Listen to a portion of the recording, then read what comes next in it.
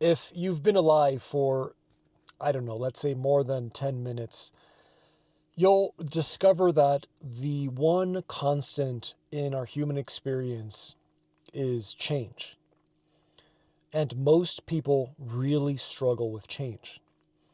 I'll offer that one reason why we struggle with change so much is because we are by default taught to trust in the authorities of others and to externalize our own inner authority to the perspectives and opinions of others who, although they might mean well, they really aren't living our life experience, nor can they, nor should they.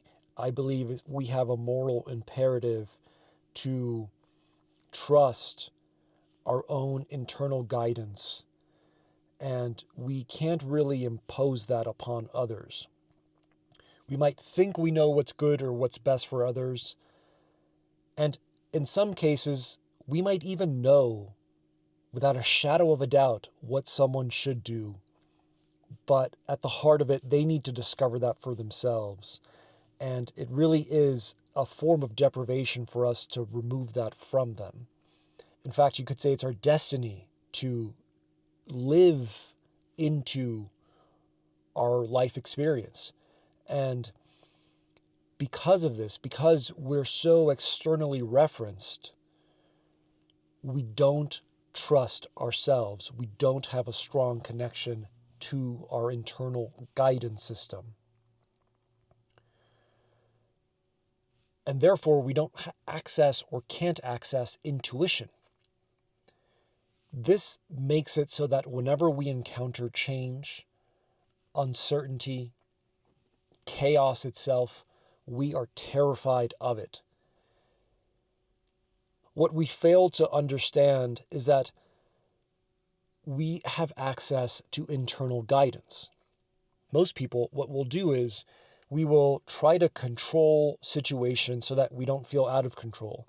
This means that we're constantly planning for the future, constantly living in our heads in an attempt to anticipate and control what we find scary, which is feeling out of control, the fear and the shame that arises from feeling out of control. But what we fail to realize is that we have access to an internal guidance system, our intuition. The more we can connect with it, the more you will discover that you can trust it, and that you can trust it in the midst of chaos. It's like having an actual compass. You're going out into the world, you're going out into the unknown, and you don't know what you're going to find, but what you can rely on is your internal compass that's always pointing you toward north, true north. One reason why we have so much trouble connecting with our intuition and actually trusting ourselves is because most of us live from what I call our social self. Our social self is the highly conditioned personality structure that has been highly conditioned from the environment in which we come from. This aspect of us has tremendous utility. It's the egoic structure that was shaped and sculpted to survive from the childhood experience we had growing up, whether it was a good one or a great one. That ego structure was molded to fit and to belong into that household, that culture, that society, and so on. And again, for good reason. As civilized human beings, we require the social self to help us connect with, interact with, relate with society. Where we get into trouble is when we fully identify with this social self and mistake ourselves to be it. It's kind of like, imagine watching a movie on a screen and the character in the movie is going about living his life. He has difficult relationships, unfulfilling jobs. His life is just challenging as a whole. He's living in a drama, let's say.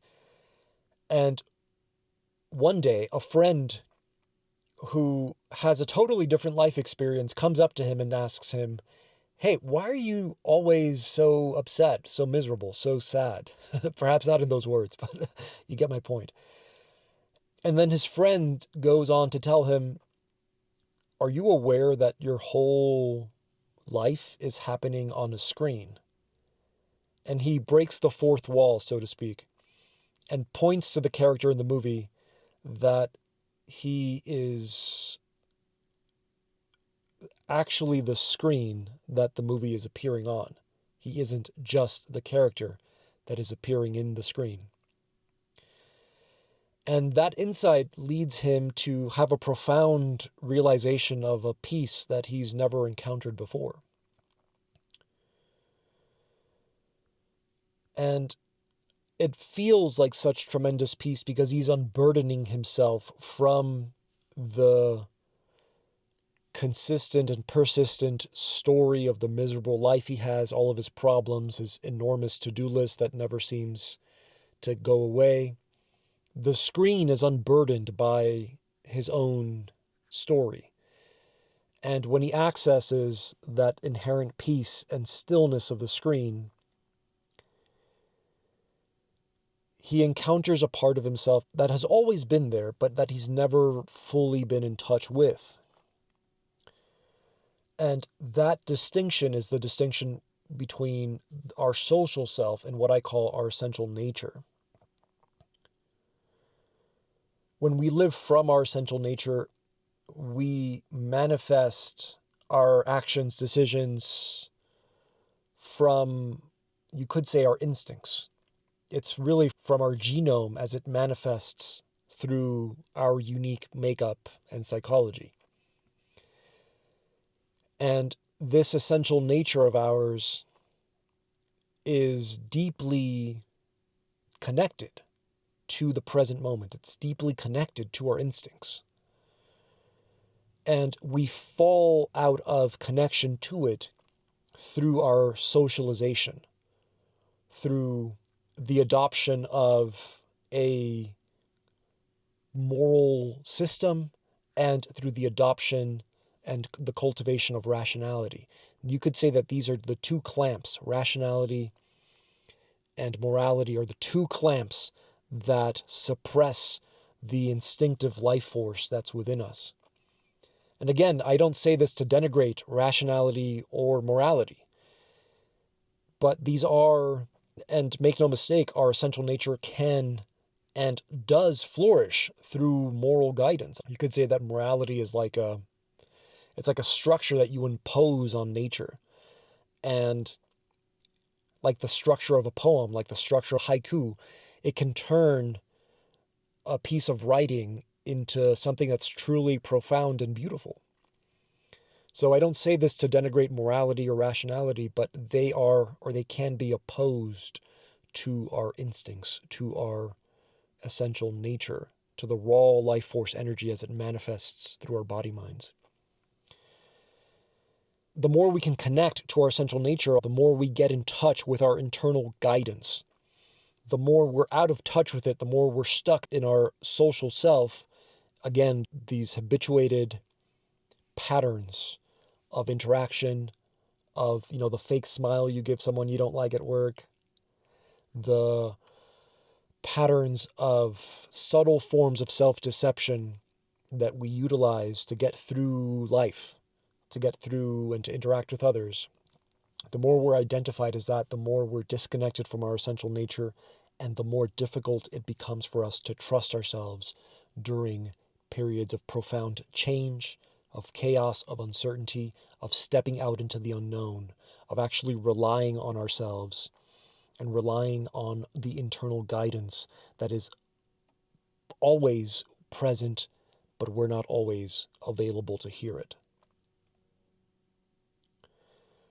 If this video blesses you, consider joining my newsletter where I talk about intuition and leadership.